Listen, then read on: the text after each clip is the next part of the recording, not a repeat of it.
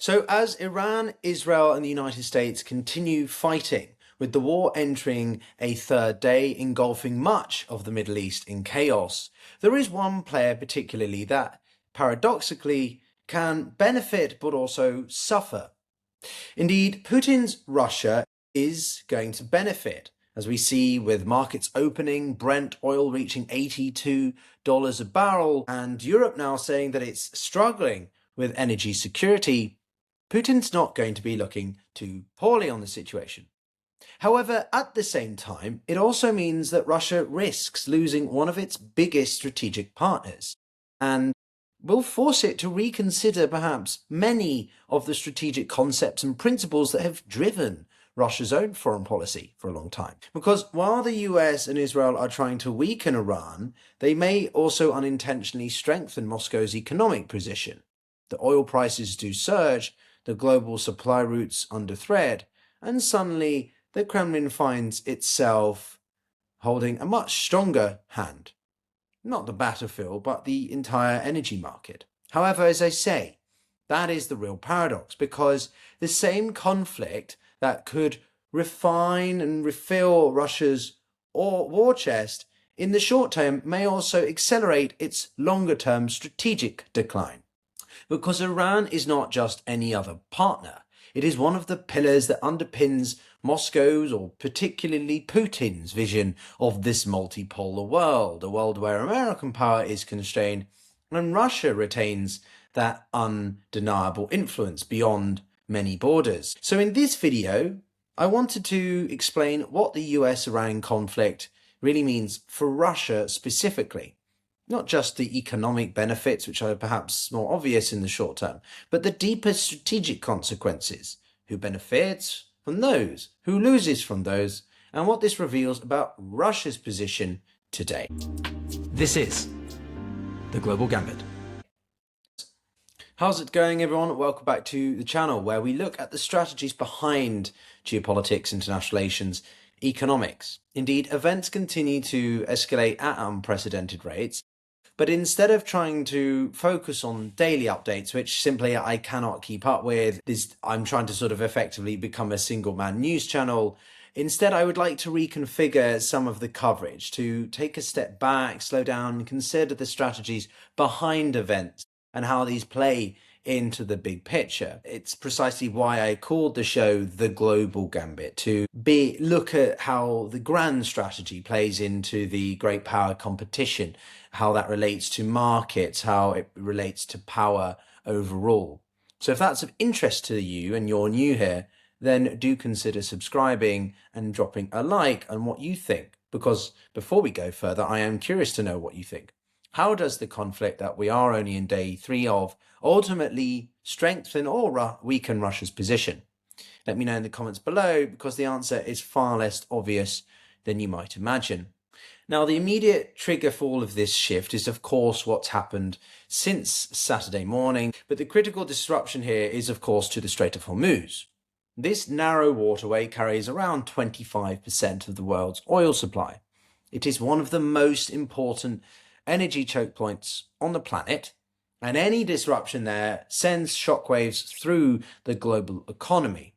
The oil markets, when they woke this morning and opened, they reacted instantly to that uncertainty. Price rises didn't just go a little bit, up by 10%, or up to around $82 a barrel if you look at Brent, which is generally the sort of global standard for oil pricing. And these occurred not because the supply had just already been disrupted, but because of the fear that it could be disrupted further. And so for Russia, that fear translates directly into revenue. One senior Kremlin envoy has just openly predicted that oil prices could exceed $100 a barrel. And this has been echoed in the West, in the United States, by those critical of the Trump administration's approach, but also in the Middle East and, of course, many independent actors or sort of financial institutions. Now, interestingly, Russian propagandists have been even more blunt in describing the conflict as a strategic opportunity, which, in a very realist sense, Kenneth Waltz or John Mearsheimer might argue that this is a strategic opportunity because the higher oil prices go, the more money flows into the Russian state. And this matters enormously because Russia is not just another economy. It is fundamentally an energy exporting state, a big gas station, to paraphrase the late Senator John McCain. Oil and gas revenues form the backbone of its federal budget, as many of you may know. They finance everything from pensions to the military spending, and of course, the war in Ukraine, the entire war economy. And as we've covered on the show quite a few times, with oil prices being as low, or the willingness of Russia to sell at such low rates of $30 a barrel in some instances that have been reported, with these prices going up, well, that's a juicy additional bit of revenue for the war chest. Every increase in oil prices gives Russia more economic breathing room. It allows Moscow to absorb the sanctions much more easily and for longer, and it allows it to sustain its military production even longer. And it allows Putin to continue the war without facing any immediate fiscal collapse. Indeed, had this outbreak of conflict not occurred, we may well have been seeing an absolute trifecta of threats towards the Russian economy in what we've been covering on the channel. But of course, the impact goes deeper than that, because it's not simply about prices. It's also about market structure. With Iranian oil exports disrupted and Venezuelan supplies constrained, major importers like China and India have fewer options. And so Russia becomes one of the few remaining suppliers capable of filling this gap. It gives Moscow leverage. It strengthens its economic ties with key partners at a time when they were wobbling because of the secondary sanctions Trump threatened on them back in November, for example. And it reinforces its role as that indispensable energy supplier at a moment when global markets are facing unprecedented strain. Indeed, that's one of the main arguments I made in the very first beginnings of all of this, that Russia technically doesn't need to do anything at all. It can just allow the collapse of Iran or the great undermining of Iran to become the primary replacer of oil exports to China. Iran has been instrumental to delivery of oil towards China, energy more broadly, and so this benefits Russia, and I think firmly demonstrates that interests outweigh values, if there are any clear overlapping values between Iran and Russia, aside from their mutual distrust and dislike of the United States or the Western-led order, right? But with all of that being said, this is where the paradox emerges. Because while Russia does, of course, benefit economically from this Iran weakness, it suffers much more potentially in the long term strategically from Iran's decline. Now, we should caveat that we don't know what's going to happen. The Islamic Republic is on its last footing. It is in survival mode, so there's no guarantee that they're going to be entirely gone. But it is reasonable to assume they won't forget that Moscow hung them out to dry. We'll have to wait and see. But the point is that for decades, Iran has played a critical role in Russia's geopolitical architecture. It has served as its counterweight to American influence in the Middle East and has provided crucial military cooperation, economic coordination, and diplomatic alignment, especially as recently with the Shahed drones in Ukraine. So together, Russia and Iran have been part of this broader effort to challenge Western dominance and build this alternative order, and arguably the most aggressive and potent forces. China is always slightly different, and North Korea has never really been quite the same level. So Russia and Iran have been, at least in the eyes of certain groups in the United States, as the primary adversaries, antagonists to American interests. Now, Iran was never just a partner of convenience like some others. It was a structural node in Russia's southern strategic flank. It helped anchor Russia's influence across the Middle East, Central Asia with the Caucasus and the broader Eurasian space. But now that pillar is under severe strain, and that creates a long-term strategic problem for Moscow. Now, in the short term, Russia clearly benefits. Those oil prices will stabilize the economy, and the West also shifts its attention away from the Middle East, from Ukraine to the Middle East. So that reduces the political pressure and it gives that operational freedom. And so Russia is no longer dependent on Iran militarily as it once was. Indeed, Russia has over time internalized its production of the drones that Iran was so instrumental in providing. And so it manufactures most of these systems domestically. This means that even if Iran becomes unstable or isolated, Russia can largely sustain its war itself. In other words, Russia largely extracted what it needed from the partnership. But the long-term consequences are far more dangerous because Iran's weakening erodes Russia's strategic. Historically, as I've emphasized on the channel before, Russia relies on a network of regional partnerships to help project influence beyond its borders. It doesn't have the same mass and ability to project itself as well as the Americans or the Chinese do. Syria was one anchor, Iran was another. But Russia's position in Syria has been largely eroded since Assad was ousted, and now Iran, its other regional pillar, is in crisis mode. It's in existential mode. So if Iran does emerge from this conflict in whatever form, be it weakened, isolated, or forced into a sort of settlement or whatever, Russia has lost that leverage. It loses the influence because let's hypothetically assume that a more restrained part of the Islamic Republic emerges and accepts a deal with the United States. Well, that's certainly going to be at a cost to Moscow, not something that they are able to influence. And then it loses a major component of this multipolar world. So it exposes that deeper structural vulnerability. Russia increasingly benefits from unstable economics, but suffers from it strategically with a long lost partner and an inability to project further than it once did, which will therefore affect it longer term economically as well. And so it reveals something fundamental about Russia's position today. It is no longer shaping the global system in its favor. It is reacting to the forces beyond its control.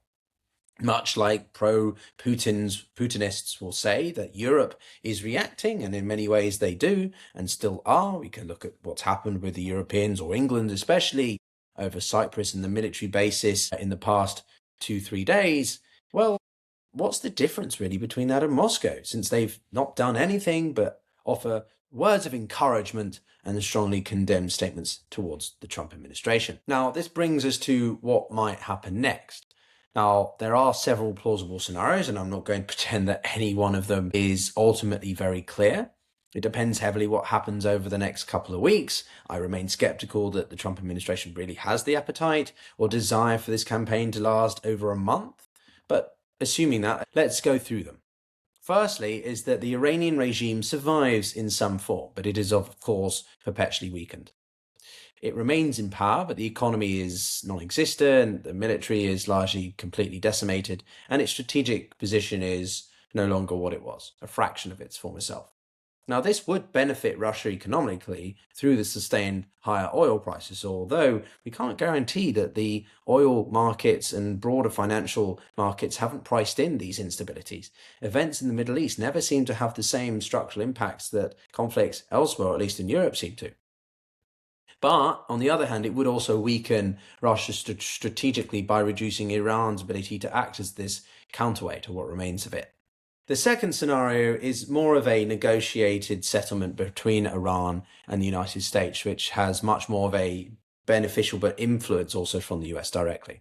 Now, this could eventually reintegrate Iran into global energy markets if the more restrained form of the Islamic Republic agreed to all the terms or most terms that the United States demanded, then you would see sanctions relief and therefore some form of gradual reintegration. Something that Putin, mind you, wants very much, and perhaps why he's not getting more involved than he could, though let's be realistic, I don't think he can. Oil prices, though, if Iran were to re-enter, would have gradually fallen. Russia's economic advantage, if there isn't much of that, would diminish. And so Iran would have less incentive to align any closer with Moscow. Could we see a scenario where they do like a Syria and sort of try to have a multifaceted, or what's known as a multi-vector policy, trying to play many sides off, maybe similar to Turkey? A third scenario is regime collapse or fundamental transformation of some form in Iran. Now, this would be catastrophic for Russia's regional position. It would lose one of its key strategic partners entirely. Its influence in the Middle East would shrink to near non-existent, and its broader vision of a multipolar world would suffer a even further blow. And that's not to mention the more pragmatic policy shifts that Putin would have to make to cover his southern flank and just consider what happens next, where he goes. The fourth scenario is this sort of prolonged instability. How long does this conflict last? A drawn-out conflict that keeps oil prices elevated or continually volatile in a much bigger sense and global markets uncertain would benefit Russia in the short term. And realistically, this seems like the one that we're heading down, at least for right now. We'll have to produce another video in the coming days to address that. But ultimately, though, it would mean an increase in volatility along Russia's southern flank, which no country really wants, and so potentially more security risks over time, especially if a push for separatism amongst, say, the Kurds means Turkey gets involved. Does that pull in Azerbaijan? And then, therefore, the Caucasus and Russia's southern flank, does that lead to separatist movements maybe in the North Caucasus with the Chechens? You see how it can quickly spill over.